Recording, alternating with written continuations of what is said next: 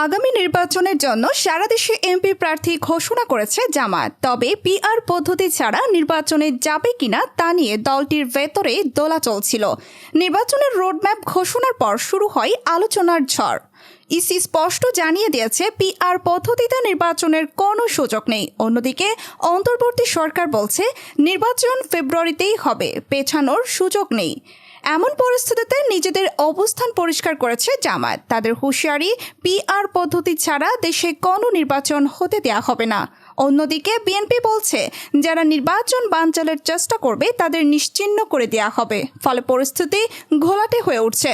নির্বাচনের রোডম্যাপ অনুযায়ী 2026 সালের ফেব্রুয়ারির প্রথমার্ধে ভোট গ্রহণ অনুষ্ঠিত হবে, আর চলতি বছরের ডিসেম্বরের প্রথমার্ধে ঘোষণা হবে ভোটের তারিখ। এরপর থেকেই রাজনৈতিক দলগুলো নড়ে চড়ে বসেছে।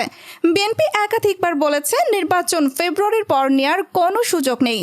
জামায়াত বলছে তারা সংকট চায় না, তবে নির্বাচন হতে হবে পিআর পদ্ধতিতে। কিন্তু এই দাবি টেকেনি ইসির কাছে। ফলে জামায়াতের মধ্যে তৈরি হয়েছে মাথা খারাপ অবস্থা।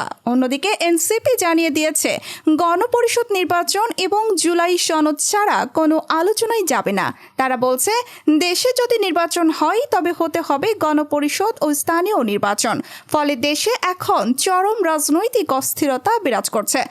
রাজনৈতিক বিশ্লেষকরা বলছেন যত কথাই বলা হোক না কেন নির্বাচন ফেব্রুয়ারিতেই না হওয়ার মতো কোনো জটিল কারণ নেই। তাদের মতে রাজনৈতিক দলগুলো নিজেদের ভাষায় কথা বলছে, কিন্তু বাস্তবতা হলো নির্বাচন যথাসময়েই অনুষ্ঠিত হবেই, না হলে দেশ গভীর সংকটে পড়বে।